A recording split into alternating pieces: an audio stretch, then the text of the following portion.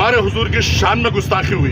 हम हुजूर के लिए यहाँ बैठे हैं। हम राजकारण जब स्टेज सजेगा, जब इलेक्शन आएगा, तब हम राजकारण की बात करेंगे। आज हमारे हुजूर की शान में गुस्ताखी हुई, हम उसके लिए रोड पे बैठे हुए। ये 7 दिन तो नहीं, 70 दिन हो या फिर 700 दिन हो, इंशाल्लाह जब तक उस ढोंगी महाराज को सजा नहीं हो जाती, जब तक हम यहाँ से हटने वाले नहीं हैं। गांव के अंदर जो करंट की डिब्बी फुट गई थी रात में 2:30 बजे के टाइम पे कॉल करे थे अफसर खान साहब, वो आए वहाँ पे। ये आज सैफ खान पठान बैठे, कल कोई और बैठेगा, परसों कोई और बैठेगा। हम सब के लिए, गुस्ताखे रसूल के लिए हम हर बार, और कौम और मिल्लत के लिए हम हर बार आगे आते हैं। करों का समंदर यहाँ आ जाए तो क्या वजह रहेंगी, क्या हरकत रहेंगी कि कोई रोक सके इनको। तुम्हारे बच्चे हथकंडा लगा रहे, तुम्हारे बच्चे जो तो खेतों के अंदर काम कर रहे।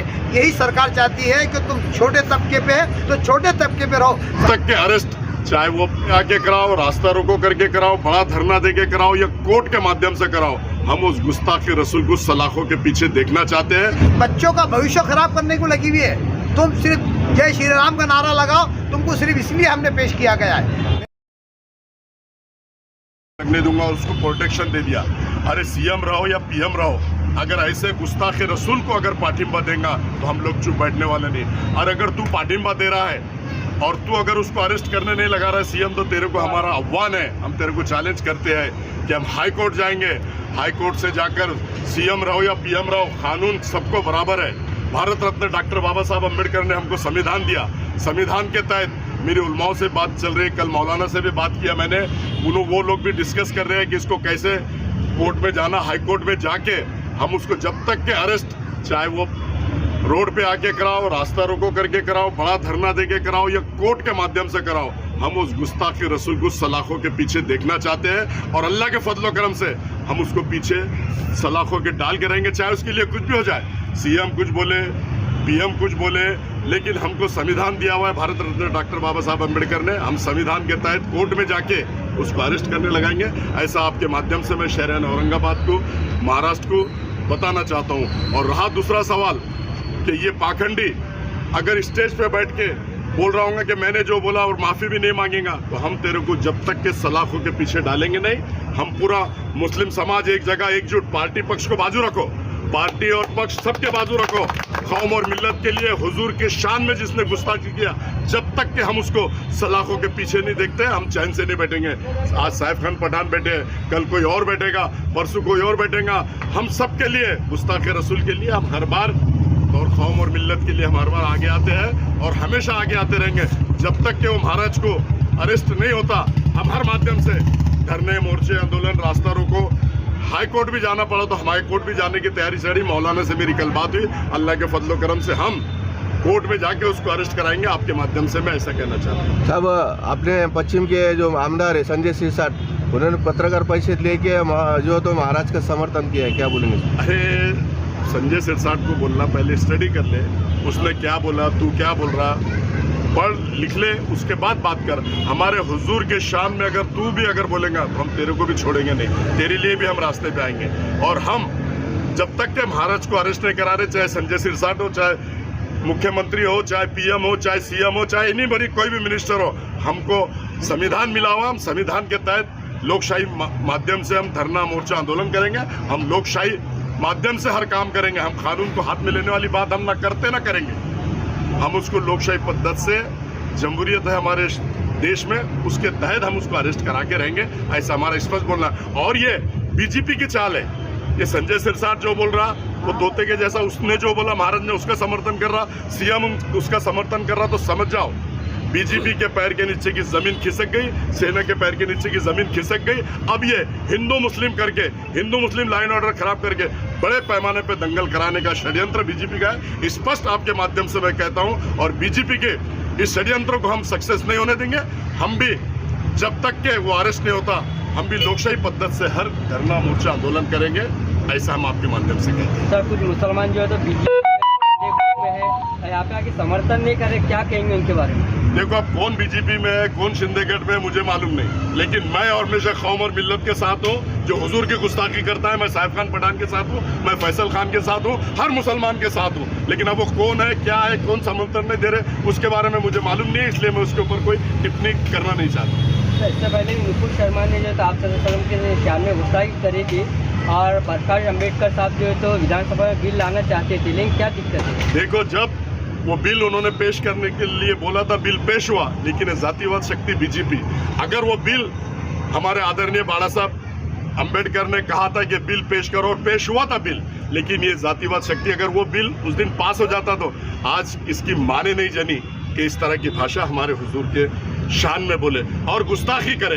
अगर कड़क कानून बन गया, आज भी कड़क कानून बनना चाहिए, और कड़क कानून जब बन जाएगा तो अल्लाह के फजलो करम से ऐसा कोई भी पाखंडी महाराज, कोई भी सेना, कोई भी बीजेपी, इस तरह की कोई भी महाराज रहो, हमारे हुजूर के शान में ऐसी गुस्ताखी नहीं करेंगे, ऐसा मैं कहना चाहता हूँ। सर 2-3 महीने रह गए विधानसभा इलेक्शन के वास्ते, कहीं ना कहीं राजकारण हो रहा है। देखो, जो राजकारण कर रहा है उनको राजकारण मुबारक, लेकिन हमारे हुजूर की शान में गुस्ताखी हुई। हम हुजूर के लिए यहाँ बैठे हैं। हम राजकारण जब स्टेज सजेगा, जब इलेक्शन आएगा, तब हम राजकारण की बात करेंगे। आज हमारे हुजूर की शान में गुस्ताखी हुई, हम उसके लिए रोड पे बैठे हुए। हमारे साइम खान पठान 7वां दिन है आज 7 दिन से बैठे, और वो आगे भी बैठते रहे, उनके साथ हम हमेशा है, तन मन धन से उनके साथ है। और हुजूर के शान में गुस्ताखी करने वाले को जब तक अरेस्ट नहीं होती, हम हर मुसलमान के साथ है, उल्मा मौलाना के साथ है, नौजवान के साथ है, बुजुर्गों के साथ है, और हम हमेशा साथ में रहेंगे, ऐसा हम कहते हैं। सर, ऑपरेशन के बाद आगे की लड़ाई क्या रहेंगी? अब आगे की लड़ाई हम उल्मा मौलाना से भी बात कर रहे हैं, कल भी हमने बात किया, इनका क्या धोरण है और भी लोगों का क्या धोरण है। ये देखो, एक आदमी अफसर खान अगर कुछ बोल दे तो कुछ होता नहीं, साहिब खां पठान कुछ बोल दे तो कुछ होता नहीं, फैसल कुछ बोल दे तो कुछ होता नहीं। इसमें उल्मा मौलाना को भी हमको साथ में जोड़ना पड़ेगा, कौम और मिल्लत के सभी नौजवान साथियों को जोड़ना पड़ेगा, जो जिम्मेदार है लोग उनको सामने लाके, उनको साथ लाके जोड़ना पड़ेगा। पार्टी और पक्ष बाजू रखो, पार्टी और पक्ष को हम तो हमेशा बगल में रखते हैं जब कौम और मिल्लत की बात आती है। आपने देखा होगा कोर्ट के अंदर भी हमने बोला कि पार्टी को बाजू रखो, इंसानियत के नाते आओ। हम इंसानियत के नाते बात करते हैं, और अब तो हमारे हुजूर पे आ गई, हमारे हुजूर की शान में गुस्ताखी किया। हम सबको एक जगह आना चाहिए, एक साथ आना चाहिए, एकजुट एक जान होकर उसको अरेस्ट कराना चाहिए, ऐसा मैं आपके माध्यम से कहता हूँ। सर औरंगाबाद वासियों को क्या अपील करेंगे? औरंगाबाद वासियों को ये अपील करूंगा कि भाई कानून को हाथ में मत लो, क्योंकि ये लोग चाह रहे हैं, सेना बीजेपी की चाल है, कानून को हाथ में मत लो। अपने को भारत रत्न डॉक्टर बाबा साहब अम्बेडकर ने संविधान दिया, संविधान के तहत लोकशाही पद्धति से हमको धरना, मोर्चा, आंदोलन करो, और अगर उसको अरेस्ट नहीं होती, सीएम उसको अगर पाठिंबा दे रहा है, उसको सुरक्षा बढ़ा रहा है, तो हमको हाईकोर्ट का दरवाजा खटखटाना पड़ेगा, और अल्लाह के फजल करम से हम खटखटाएंगे और उसको सलाखों के पीछे भिजाने का काम हम करेंगे। क्या कहेंगे, आज तुम्हारा 7वां दिन ऑपरेशन का, क्या सरकार की तरफ से आपको आश्वासन दिया गया है? आज पत्रकार महोदय साहब ने जो अफसर खान साहब को एक बड़ा प्रश्न पूछा, और बड़ा बेहतरीन प्रश्न है। क्या भाई ये बिल प्रकाश अम्बेडकर साहब ने जब वहाँ पे पेश किया था, अफसर साहब मैं आपको बताना चाहता हूँ, ये सरकार अगर से बिल पेश करती थी तो आज बीजेपी पूरे हिंदुस्तान में नज़र नहीं आती। अगर से ये बिल पास कर लेंगे, और बिल पास कर लेंगे तो ये बीजेपी इसका नामो निशान मिट जाएगा। ये तो चाहती है कि ऐसे बिल पास ना हो, ये तो चाहती हिंदू मुस्लिम हो, मार्केट के अंदर हिंदू मुस्लिम की लड़ाई हो, आपस में यानी तोड़ पैदा हो, बीजेपी चाहती है, मकसद ये। लेकिन हमारे हिंदू भाइयों को समझ में नहीं आ रहा है, ये खुद इनके बच्चों का भविष्य खराब करने को लगी हुई है। तुम सिर्फ जय श्री राम का नारा लगाओ, तुमको सिर्फ इसलिए हमने पेश किया गया है। मेरे हिंदू भाइयों, ये जय श्री राम का नारा लगाने से तुम्हारे बच्चों का भविष्य सुधरने वाला नहीं है। आज भी सुधर जाओ। हमारे अगर से देश की तरक्की चाहते हो तो आपस में आपको जो है तो अपने को जोड़ पैदा करना पड़ेगा, तोड़ नहीं। ये सरकार चाहती है कि तुम आपस में तो जोड़ पैदा करो, और हम हुकूमत करेंगे। आप देखने को मिलता है, तुम्हारे बच्चे टमाटे बेच रहे, तुम्हारे बच्चे हथगाड़ियाँ लगा रहे, तुम्हारे बच्चे जो तो खेतों के अंदर काम कर रहे। यही सरकार चाहती है कि तुम छोटे तबके पे है तो छोटे तबके पे रहो। सरकार खुद नहीं चाहती कि तुम्हारे बच्चे का भविष्य बन सके। ये मंशा सिर्फ सरकार का है, और हमारी सरकार चलाना है तो हम सिर्फ जात पात, भेदभाव, मस्जिद मंदिर यही करते रहेंगे। तो मेरा अदबन गुजारी है, तमाम औरंगाबाद के नहीं पूरे हिंदुस्तान के मुसलमानों को एक जगह आना पड़ेगा, और सरकार पे प्रेशर ला के ये बिल को पास कराना पड़ेगा।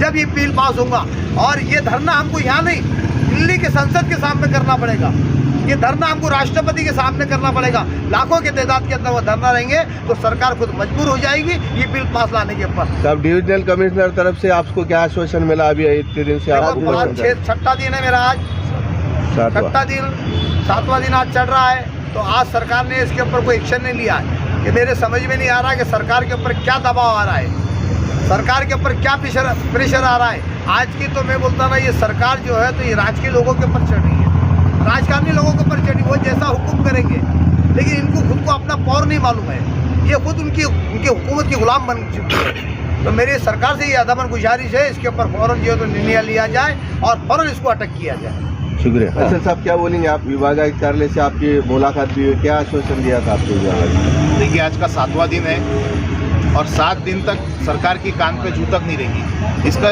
कारण एक ही है कि आज हमारे पास लोग नहीं हैं, सर नहीं है। अगर सरों का समंदर यहाँ आ जाए तो क्या वजह रहेंगी, क्या हरकत रहेंगी कि कोई रोक सके इनको? सरकार को खुद यहाँ आके घुटने टेकना पड़ेगा।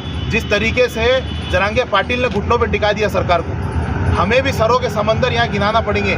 देखिए, राजकारण के अंदर और जो अपना संविधान होता है उसके अंदर जो है, आप सर जब तक नहीं गिनाएंगे, जब तक आपकी कीमत नहीं गिनी जाएगी। तो मैं मेरे शहरवासियों से और ख़ास तौर से नौजवानों से गुजारिश करूँगा कि आप आइए यहाँ, आप आइए, अपनी मौजूदगी को दर्ज कराइए। अपनी मौजूदगी यहाँ दर्ज कराएंगे जब भी सरकार घुटनों पे टेक आएगी, जब तक घुटनों पे आने वाली नहीं है। और ये 7 दिन तो नहीं, 70 दिन हो या फिर 700 दिन हो, इंशाल्लाह जब तक उस ढोंगी महाराज को सज़ा नहीं हो जाती, जब तक हम यहाँ से हटने वाले नहीं हैं।